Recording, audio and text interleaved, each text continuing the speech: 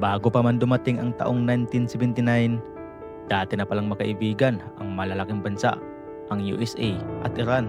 Dati nang sinusuportahan ng USA ang dating hari ng Iran na si Mohammad Reza Pahlavi.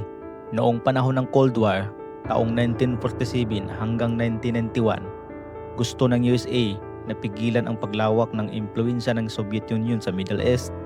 Malapit ang Iran sa Soviet Union kaya mahalaga ito sa seguridad ng USA. Si Mohammad Reza Pahlavi ay pro-Western at anti-communist kaya sinusuportahan siya ng USA. Noong naganap ang kudeta noong taong 1953 sa Iran, tumulong ang Central Intelligence Agency ng USA at MI6 ng UK na patalsikin ang Prime Minister na si Mohammad Mossadegh. Si Mohammad Mossadegh ay nag-nationalize ng oil industry ng Iran. Matapos ang kudeta, lumakas muli ang kapangyarihan ng Shah at lalo siyang naging malapit sa USA. Ang Iran ay isa sa may malalaking reserba ng langis sa mundo. Gusto ng USA at Western countries na manatiling bukas sa kanila ang oil supply dahil kalyado ang Shah na kinabang ang mga Western oil companies. Tinulungan ng USA ang Shah na modernize ang Iran sa pamamagitan ng pagbibigay ng modernong armas, military training, economic support. Kapalit nito, naging matibay na alay ng USA ang Iran sa Middle East. Natapos ang relasyon nang mangyari ang Iranian Revolution. Pinatalsik si Mohammad Reza Pahlavi. Pinamunuan ni Ruhollah Khomeini ang bagong Islamic government. Simula noon, naging kaaway ng USA ang Iran. Sa madaling salita, magkalyado ang USA at ang Shah dahil sa Cold War strategy, langis at political support laban sa komunismo. Ang ibig sabihin ng Shah ay titulo ng hari o emperador ng Iran. Ang pinakatanyag na Shah na naging kaalyado ng United States ay si Mohammad Reza Pahlavi. Noong 1979, nangyari ang revolusyon sa Iran. Pinatalsik ng mga Iranian ang hari at nagkaroon ng bagong Islamic government sa ilalim ni Ruhollah Khomeini. Mula noon, naging anti-USA ang bagong pamahalaan. Noong 1979 hanggang 1981, nangyari ang hostage crisis sa Iran. Sinakop ng mga Iranian na estudyante ang US Embassy sa Tehran. 52 Amerikano ang ginawang hostage sa loob ng 440 na araw. Dito na tuluyang nasira ang relasyon ng dalawang bansa. Pero bakit nga ba napatuloy ang tensyon hanggang sa ngayon?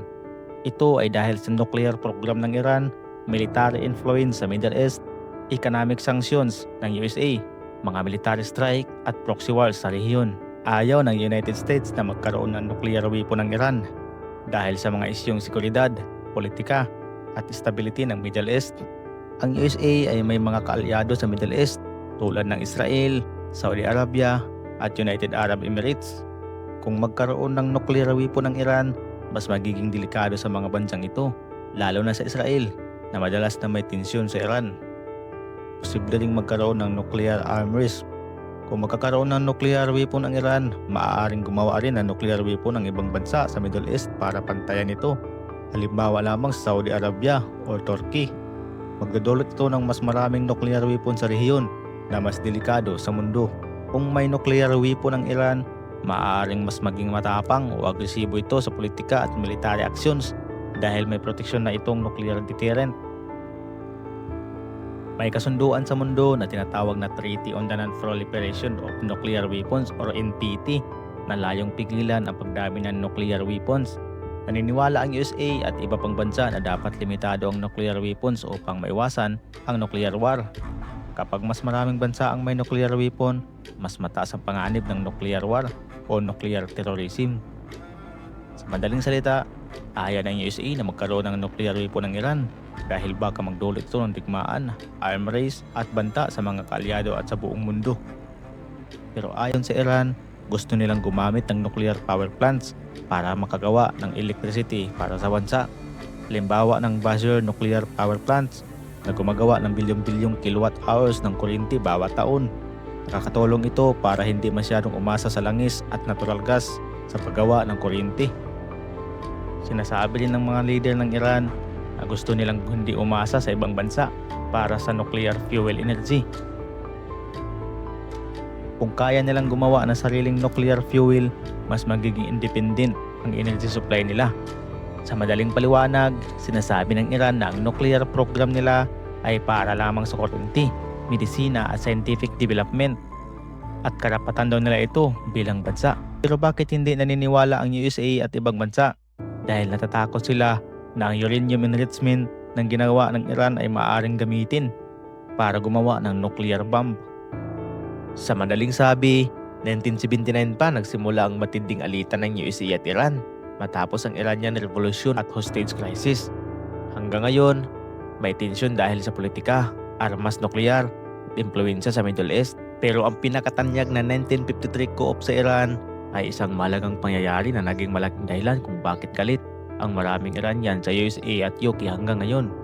Pero ano nga ba ang nangyari noong 1953? Ang Prime Minister ng Iran noon ay si Mohammad Mossadegh. Siya ay isang nationalist leader na gustong gawing pagmamayari ng Iran ang sariling langis o oil. Noong 1951, ginawa niyang nationalize ang oil industry ng Iran.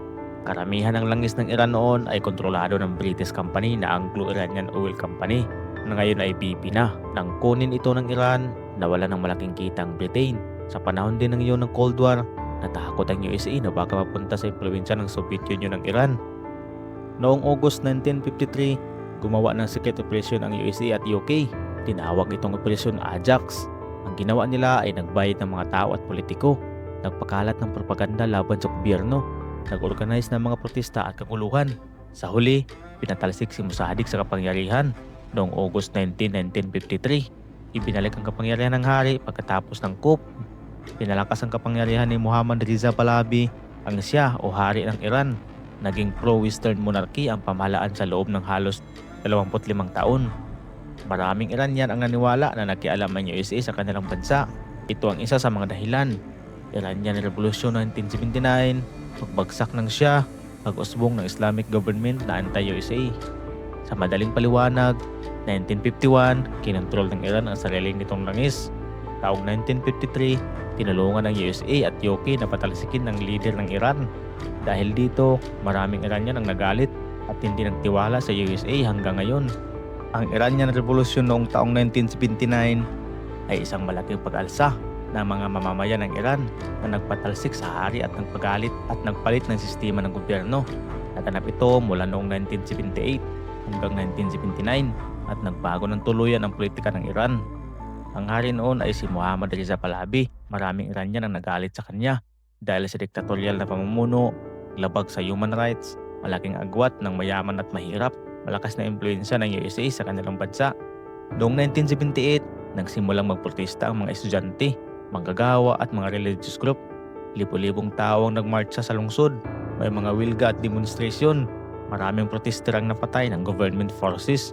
Dahil dito, lalo pang dumami ang galit ng mga tao. Ang pangunahing leader ng revolusyon ay si Ruhollah Khomeini. Siya ay dating ipinatapon ng gobyerno.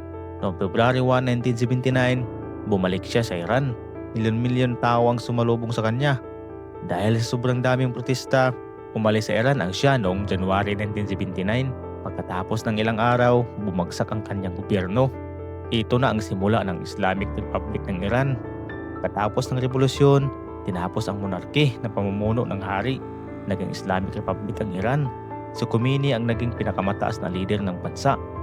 Sa madaling paliwanag, nagrebelde ang mga Iranian laban sa kanilang hari. Pinatalsik ang Shah noong 1979.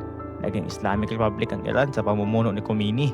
Nagkaroon ng hostage crisis laban sa USA, kaya naging matinding kaaway ang dalawang bansa hanggang ngayon.